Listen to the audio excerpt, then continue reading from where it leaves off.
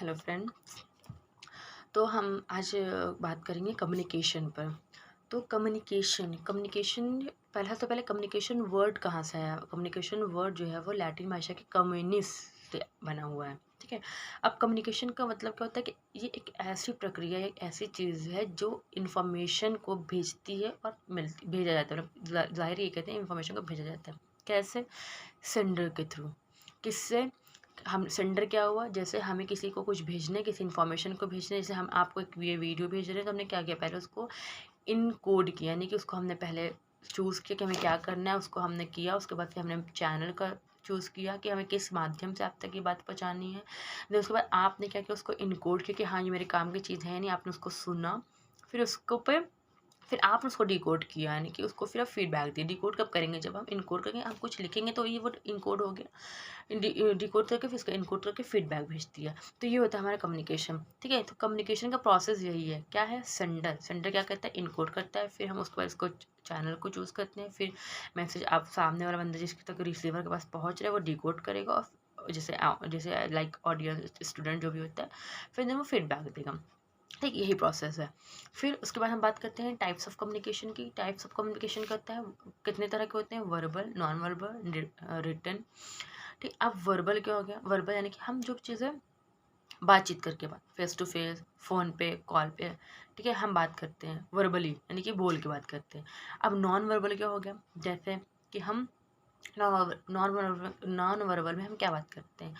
Non verbal में हम शब्दों का प्रयोग नहीं करते ना। नॉन वर्बल का मतलब ही हो गया कि जेस्चर। ठीक है।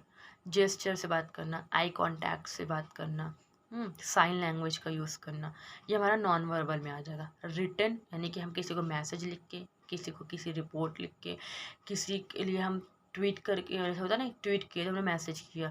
किसी जर्नल में लिख के, हम जैसे किसी बड़ी चीज़ में न्यूज़पेपर में अपना जर्नल आर्टिकल छपवा दिया, तो रिटन इससे होता है।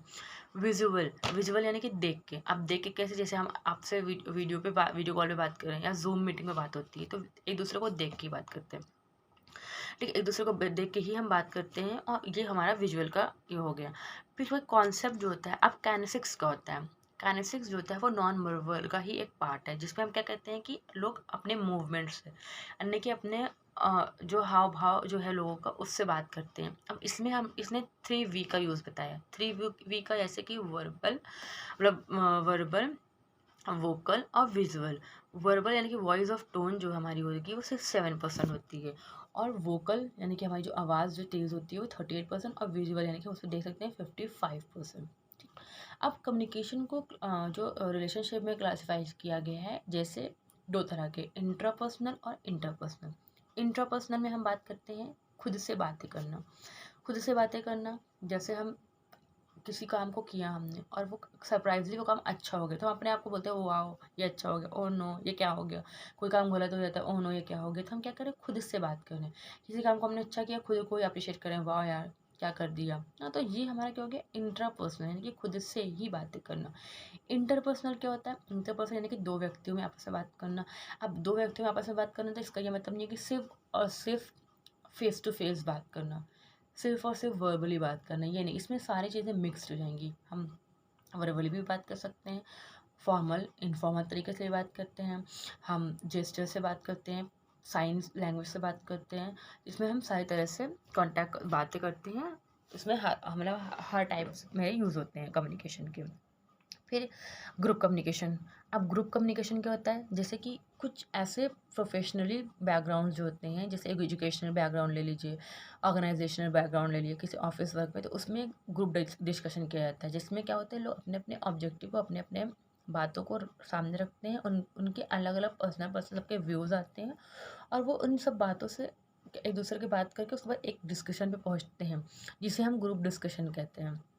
ठीक, नेक्स्ट क्लासरूम डिस्कशन। अब क्लासरूम डिस्कशन से मतलब यही है कि एजुकेशनल फील्ड में जो भी हमारा डिस्कशन होता है उसे क्लासरूम डिस्कशन कहते हैं। तो क्लासरूम डिस्कशन में सिर्फ ये नहीं कि स्टूडेंट ही डिस्कशन करता है। स्टूडेंट तो डिस्कशन करेगा ही, अगर किसी टीचर ने उसे कोई नोट्स दिए, किसी तरह का कोई टॉपिक दिया है, तो वो आपस में स्टूडेंट्स बात करते हैं, डिस्कस करते हैं कि इसको यहाँ से करेंगे, इसको वहाँ से करेंगे, इस चीज़ों को हम ऐसे सॉल्व कर सकते हैं। तो ये डिस्कशन हो जाता है, लेकिन इसमें हम कहीं ना कहीं टीचर को भी 2-3% इन्वॉल्व हो जाते हैं। जैसे कि किसी ऐसे टॉपिक पे, जैसे किसी ऐसे टॉपिक पे बात करते हैं, किसी हमारी कोई भी ऐसी टॉपिक होती है जिस पे टीचर भी अपनी राय रखता है और स्टूडेंट्स भी अपनी राय रखते हैं। वो एक इस तरह की क्लासेस होती हैं जिसमें एक वर्कशॉप टाइप का होता है, जिसमें टीचर्स भी अपने कुछ चीज़ें बताता है, सेमिनार होता है और स्टूडेंट्स भी अपने क्वेश्चंस पूछते हैं, अपने अपने जो है जो भी प्रॉब्लम होती है उसे क्लियर करते हैं। ठीक है, तो ये क्लासरूम कम्युनिकेशन में होता है। फिर आता है मास मीडिया कम्युनिकेशन। अब मास मीडिया कम्युनिकेशन क्या होता है, जैसे कि हमने बताया ना कम्युनिकेशन, तो हम जैसे नॉन वर्बल वर्बल को बताया कि हम कर सकते हैं, ठीक है, जेस्चर के थ्रू कर सकते हैं। तो इसी तरह मास मीडिया में क्या बताया गया है कि मास मीडिया में बिना किसी सामने वाले व्यक्ति के रहे हुए भी हम बात कर सकते हैं। कैसे? न्यूज़पेपर के थ्रू, न्यूज़ टेलीविज़न में न्यूज़ जो आती है न्यूज़ नेशन के थ्रू, मैगज़ीन के थ्रू।